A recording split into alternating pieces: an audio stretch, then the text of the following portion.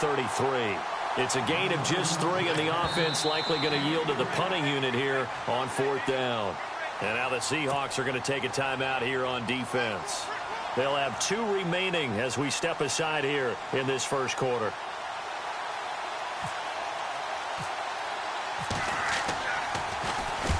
On is the punter, Hecker, as he gets this one away. And this one's going to be touchdown right at about the 35-yard line.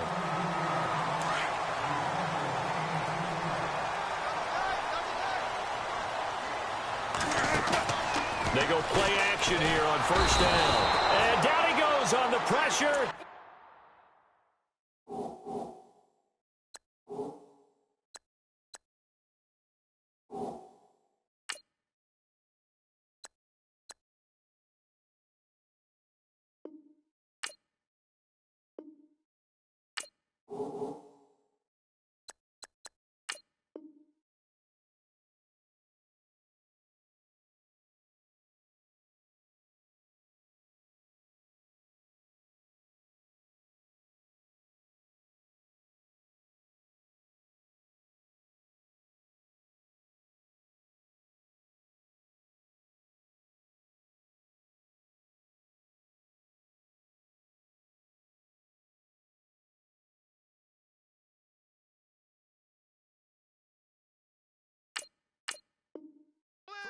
Rams defense. He took a hit on that last play. Now let's see how he and the offense respond on 2nd. This is the Oklahoma State alum, Chris Carson. And he'll lose yardage here, going down back at the 28. That'll be a loss of 4 yards on the play. And they're going to face an uphill battle here on 3rd and long.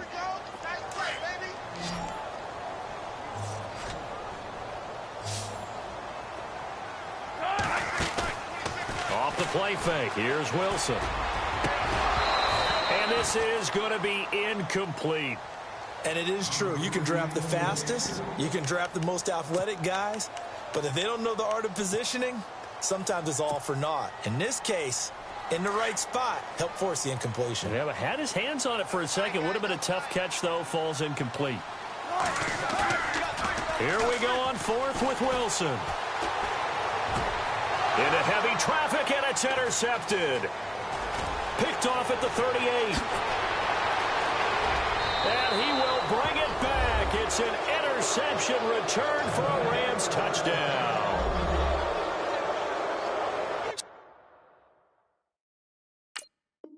So they go on 4th down. Not only do they not get it, it turns into 6 points the other way. Disastrous. And many people think you should just go ahead and knock it down in that situation. Turn it over for the offense.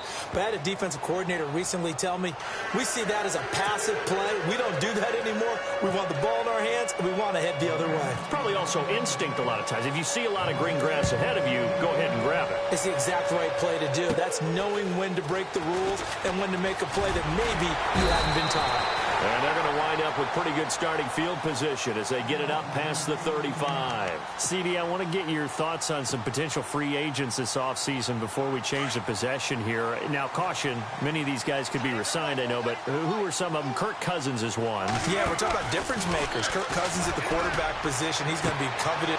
Looking for Lockett, and it's intercepted. Picked off by Tremaine Johnson. And he's able to get it back to the 41-yard line. Before the offense changes hands here, let's look back at the Super Bowl February 5th. What a game. I know you were there calling it offensively, though. Impressive on both sides. It certainly was, and let's face it, if you're in Minnesota, it's cold outside, but you talk about the offenses, they heated up in a big way. And how about Nick Foles? The backup quarterback turned MVP. 373 yards, 3 touchdowns, and, of course, the big one receiving on the Philly special. Quite a story. And as you and I were talking about off air, it was just a fluid game. Not a lot of penalties, just really clean play. Exactly the type of game the NFL needed for the audiences at home watching the game and, of course, people in attendance. A really well-played game. Here's Goff now on 2nd down. It's a short one here, complete to his tight end.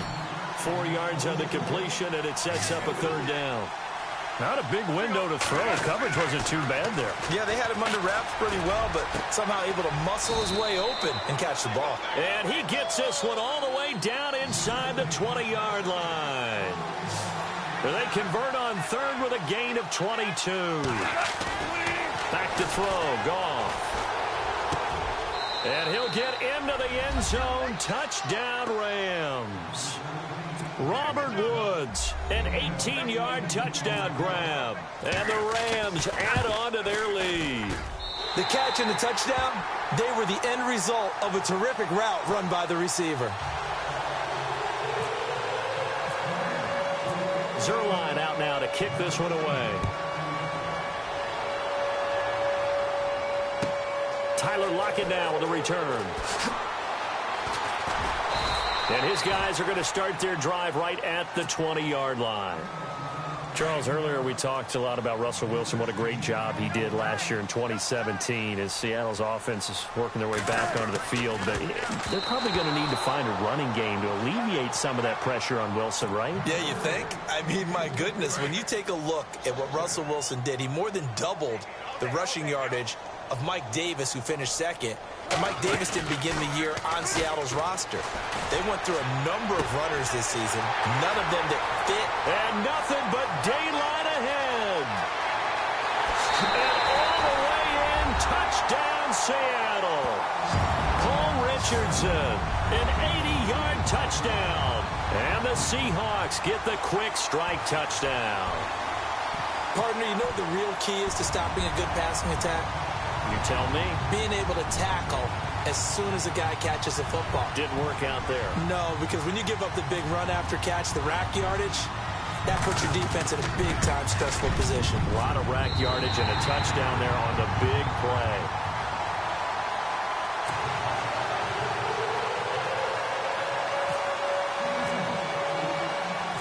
Here's Walsh now to kick this one off.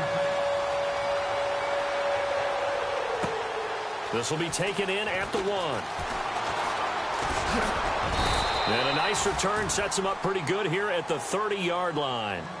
But before the possession switches here, I had written down that I wanted to talk about some of the awards this past season in the NFL. We know Brady was the MVP, but Todd Gurley, Offensive Player of the Year. How about that for a bounce back? Many were questioning whether he'd had a sophomore slump the season before.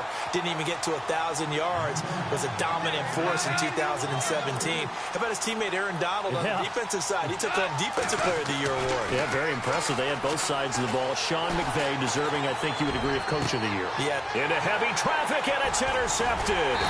Picked off by the Pro Bowl safety Cam Chancellor. And to the 40-yard line, that's where the return stops. I want to give a hat tip real quick, Charles, to J.J. Watt before the possession switches here. Walter Payton, NFL Man of the Year. They totaled up how much he helped raise for hurricane relief, $37 million. Incredible. Hurricane Harvey, which really hit the Houston area in a big way, and his original goal was $200,000. So congratulations to J.J. Watt and all the people who participated.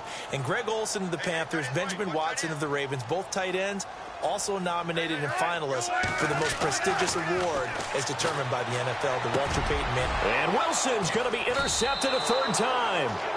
Picked off by Mark Barron. And his guys are going to get the football at the 28-yard line. So the football switching hands here in just a second. And, you know, Tom Brady, just to go off on a tangent for a second, may have lost the Super Bowl. But third MVP this past season, and what he did at age 40 really. Todd Gurley, wave goodbye. 30, past the 20. And he's going to take this one in for a Rams touchdown. Todd Gurley, 72 yards. And the Rams strike quickly here for 6 points. Well called, well blocked, and then he just made a great play. That was an athlete going a long way. Yeah, how about the suddenness, too, of just getting there and taking off and going? For the defensive guys, plays like that really hurt.